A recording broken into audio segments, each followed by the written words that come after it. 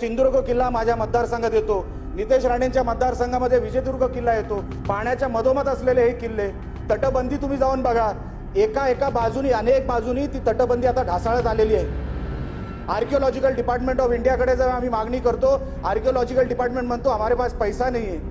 जर पैसा आर्कियोलॉजिकल डिपार्टमेंटकडे नाहीये तर माझी विनंती आहे सरकारला आपल्या माध्यमातून अध्यक्ष महोदय की हे काही गड किल्ले हे सरकारने चालवायला घ्यावे, त्याचं संरक्षण, त्याचं मेंटेनन्स, त्याची डागडुजी हे राज्य सरकारांनी करावी, कारण का वारसा आपल्याला छत्रपती शिवाजी महाराजांनी दिलेला आहे। आपण संरक्षण गड किल्ल्यांचं करणार नाही तर मग करणार कोण, हा माझा आपल्या समोर प्रश्न आहे। सन्माननीय गडकरी साहेब जेव्हा 2018 मध्ये कोकणामध्ये आले होते, रत्नागिरीमध्ये त्यांचं भाषण झालं, NHAIचे ते मंत्री आहेत, तेव्हा त्यांनी सांगितलं होतं मी मुंबई गोवा महामार्गासाठी 18,500 कोटीची तरतूद केलेली आहे। मला सरकारला विचारायचं आहे ते 18,500 कोटीपैकी किती खर्च मुंबई गोवा महामार्गावर झालेला आहे याचं कधीतरी आम्हाला कळावं। लोकप्रतिनिधी म्हणून लोक आता अंगावर यायला लागले आहेत। जिथे 4,000 मिलीमीटर पाऊस पडतो, मेंटेनन्सचा पैसा मिळत नाही। एक काळ होता 2014च्या पूर्वी मेंटेनन्सचा पैसा मिळायचा, आता कोकणाला मेंटेनन्स हाही पैसा मिळत नाही, कवडीही मिळत नाही। ही कधीतरी मिळणार आहे की नाही, जी एका काळात मिळायची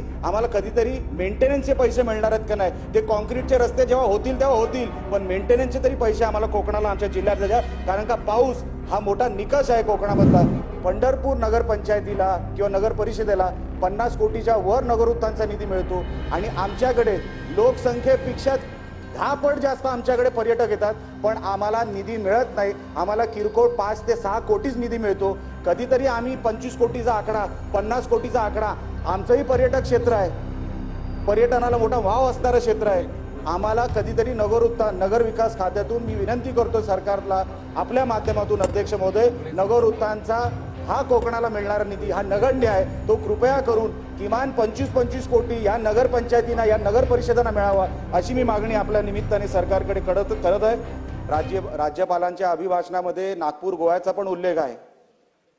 नागपूर गोवा महामार्ग हा जवळपास 80,000 कोटीच्या माध्यमातून तरतूद होईल असं अभिभाषणामध्ये उल्लेख देखील केलेला आहे।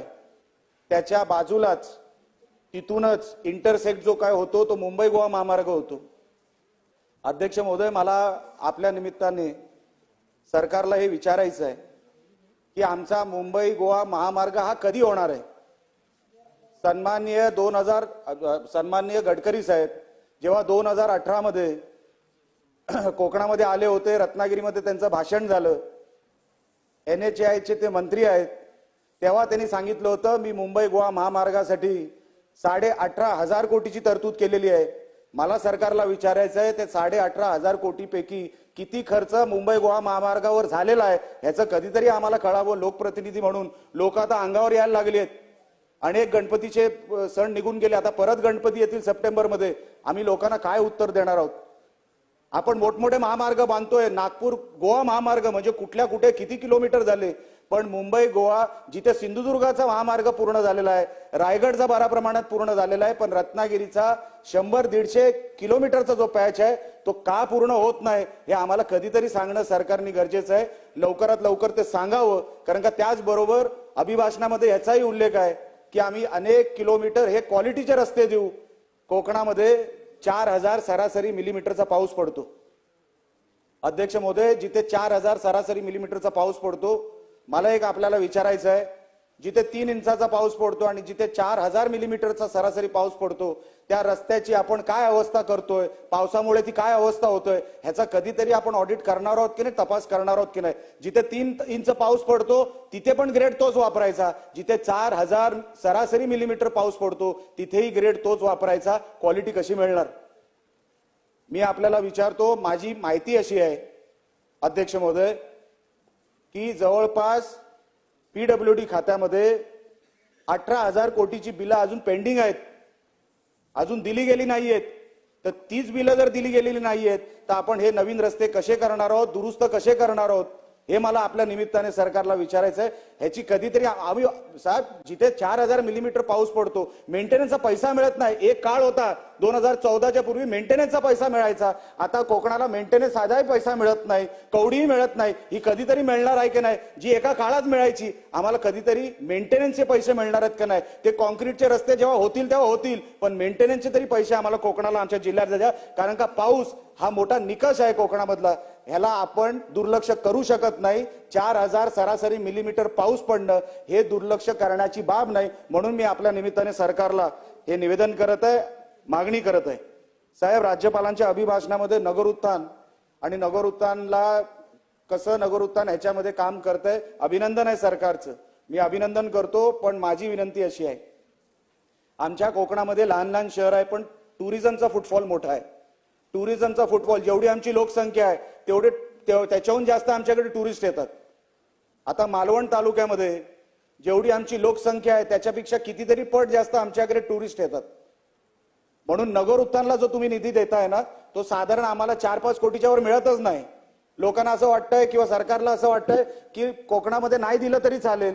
ही लहान लहान शहर आहेत, लोकसंख्या किती आहेत, पण फक्त लोकसंख्येवर बघू नका, त्याचा फुटफॉल बघा, किती पर्यटक येत आहेत त्या निमित्ताने त्या शहरामध्ये त्या जिल्ह्यामध्ये, ह्याचाही कधीतरी अभ्यास झाला पाहिजे. नगर उत्थान, मी मध्ये अध्यक्ष महोदय पंढरपूरला गेलो होतो, सहज विचारलं पंढरपूर नगर परिषद किंवा नगर पंचायत, मी बोललो नगर उत्थानचा निधी तुम्हाला किती मिळतो, ते तीर्थक्षेत्र आहे, मला मान्य आहे, 1 रुपया कमी होता कामा नये, पंढरपूरला किमान जास्तच मिळावा अशी माझी मागणी आहे. पण पंढरपूर नगर पंचायतीला किंवा नगर परिषदेला 50 कोटीच्या वर नगर उत्थानचा निधी मिळतो आणि आमच्याकडे लोकसंख्येपेक्षा 10 पट जास्त आमच्याकडे पर्यटक येतात, पण आम्हाला निधी मिळत नाही. आम्हाला किरकोळ 5 ते 6 कोटीच निधी मिळतो. कधीतरी आम्ही 25 कोटीचा आकडा, 50 कोटीचा आकडा, आमचंही पर्यटक क्षेत्र आहे, पर्यटनाला मोठा वाव असणारं क्षेत्र आहे. आम्हाला कधीतरी नगर उत्थान, नगर विकास खात्यातून मी विनंती करतो सरकारला, आपल्या माध्यमातून अध्यक्ष महोदय, नगर उत्थानचा हा कोकणाला मिळणारा निधी हा नगण्य आहे, तो कृपया करून किमान 25-25 कोटी या नगर पंचायतींना, या नगर परिषदांना मिळावा अशी मी मागणी आपल्या निमित्ताने सरकारकडे करत आहे. गाळ काढण्याचा विषय अभिभाषणामध्ये आहे, पण अभिभाषणामध्ये गाळमुक्त धरण आणि गाळयुक्त शिवार अशी ती योजना आहे. माझी विनंती सरकारला आहे, परत मी पावसाचा उल्लेख करतो, जिथे सरासरी 4000 मिलीमीटर पाऊस पडतो, सह्याद्रीच्या पायथ्याशी असणारी आमची गावं आणि समुद्र आमच्या समोर जवळपास 70-80 किलोमीटरवर आमचा समुद्र आहे. काही तासांमध्ये आमचं हे येणारा पावसाचं पाणी हे समुद्रात जाऊन भेटतं. पूर्ण गाळ जो काय डोंगराचा जो काय खाली येतो तो नुसतं पाणी घेऊन येत नाही, अनेक त्याच्यामध्ये नद्या आमच्या भरून टाकतो, आमची गावं भरून टाकतो. हा गाळ काढण्यासाठी मी आपल्याला विनंती करतोय, कोकणाला एक वेगळा पॅकेज मिळावा. साहेब, वर्ल्ड बँक सुद्धा डिसिल्टिंग या प्रोजेक्टसाठी, अनेक डिसिल्टिंगच्या प्रोजेक्टसाठी वर्ल्ड बँक फायनान्स करते. तर गाळ काढणं कोकणासाठी आता जीवन मरणाचा प्रश्न झालाय. अध्यक्ष महोदय, अनेक गावांमध्ये गाळ एवढा साचतोय की आता अनेक गावं उद्ध्वस्त होतील, अनेक शहरं उद्ध्वस्त होतील. चिपळूणला काय झालं काही वर्षांपूर्वी, काही ह्युमन एररमुळे आणि गाळ तिथे काढलाच गेला नाही. वाशिष्ठी नदी ही भरली, त्या गाळामुळे भरली. तो अनेक वर्ष तो गाळ काढला गेला नाही म्हणून भरली. पूर्ण चिपळूण शहराचं किती नुकसान झालं आपण कुठूनही माहिती काढा. तशीच परिस्थिती काही वर्षांपूर्वी राजापुराची होती, तशीच परिस्थिती काही गावांची आहे. पण ती गावं समोर येऊ शकत नाही, कारण का काही कॅमेरे तिकडे पोहोचत नाही, मीडियाचे कॅमेरे पोहोचू शकत नाही, म्हणून गाळ साचतो. ते लोक कुठल्या हलाक्याच्या परिस्थितीमध्ये राहत आहेत. म्हणून माझी सरकारला विनंती आहे, गाळ काढण्यासाठी आपण एक वेगळा निधी कोकणासाठी उपलब्ध करून द्यावा, बजेटमध्ये त्याची तरतूद करावी. कारण का जशा मिठी रिव्हरसाठी आपण डिसिल्टिंगचा प्रोजेक्ट हाती घेतला, तसंच कोकणाचा गाळ काढण्यासाठी अनेक गावं वर्षोनवर्ष 25-25 वर्ष गाळ काढला गेला नाहीये. हे जर आपण काढला नाही, परत कधी अतिवृष्टी आली आणि कोकण हा जर परत पाण्याखाली गेला तर त्याची जबाबदारी आमच्यावर असेल, लोकप्रतिनिधी म्हणून आमच्यावर असेल. म्हणून मी आपल्याला विनंती करतोय, गाळ हा अतिशय कोकणासाठी महत्वाचा विषय आहे, हे आपण सरकारच्या या निमित्ताने सरकारसमोर ठेवावा. दोनच शेवटचे मुद्दे सांगतो आणि माझा विषय संपवतो. साहेब, नाशिकमध्ये एक तीर्थक्षेत्र डेव्हलप करण्यात येत आहे. रामायणकालीन वारसा जपण्यासाठी एक तीर्थक्षेत्र नाशिकमध्ये तीर्थक्षेत्र डेव्हलप करण्यात येत आहे. साहेब, रामायणकालीन वारसा जपण्यासाठी आपण हे करतोय, तर छत्रपती शिवाजी महाराजांनी जो आपल्याला वारसा दिलाय, गड किल्ले दिलेले आहेत, ते आपण कधी जपणार आहोत, त्याचं आपण कधी संरक्षण करणार आहोत. आर्किओलॉजिकल डिपार्टमेंट ऑफ इंडिया हे डिपार्टमेंट भारतात आहे, पण त्या गड किल्ल्यांसाठी किती पैसे पाठवतात याचा कधीतरी या सभागृहाने अभ्यास करावा, कधीतरी या सभागृहाला कळावं. आर्किओलॉजिकल डिपार्टमेंटकडे हे सगळे किल्ले जे आहेत ह्यांना किती पैसे मिळतात, मेंटेनन्स कसं होतं, कोण करतं यांचं मेंटेनन्स. साहेब, सिंधुदुर्ग किल्ला माझ्या मतदारसंघात येतो, नितेश राणेंच्या मतदारसंघामध्ये विजयदुर्ग किल्ला येतो. पाण्याच्या मधोमध असलेले हे किल्ले, तटबंदी तुम्ही जाऊन बघा, एका बाजूनी अनेक बाजूनी ती तटबंदी आता ढासळत आलेली आहे. आर्किओलॉजिकल डिपार्टमेंट ऑफ इंडियाकडे जेव्हा आम्ही मागणी करतो, आर्किओलॉजिकल डिपार्टमेंट म्हणतो हमारे पास पैसा नहीं है.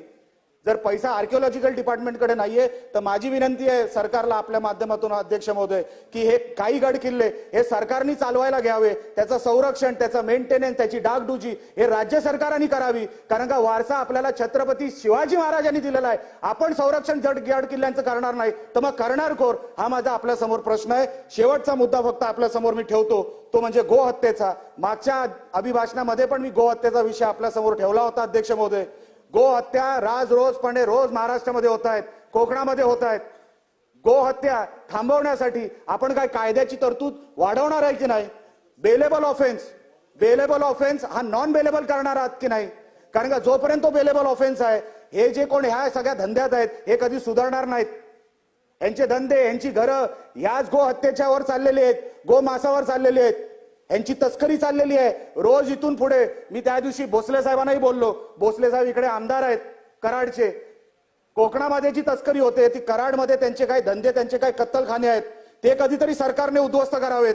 जोपर्यंत हे कत्तलखाने आपण उद्ध्वस्त करत नाही साहेब अध्यक्ष महोदय, आपल्याला काय अधिकार बसतो? आपण हिंदुत्वच म्हणून सरकार म्हणतो, आपल्याला काय अधिकार बसतो सांगायचा? म्हणून मला आपल्या विनंती करायची आहे की हे कत्तलखाने उद्ध्वस्त झाले पाहिजेत आणि हा गोहत्येचा कायदा हा सरकारने नॉन बेलेबल करायला पाहिजे, एवढी आपल्यासमोर विनंती करतो. अभिभाषणाला समर्थन करतो आणि इथेच थांबतो. जय हिंद, जय महाराष्ट्र. सन्माननीय सदस्य खोसकर.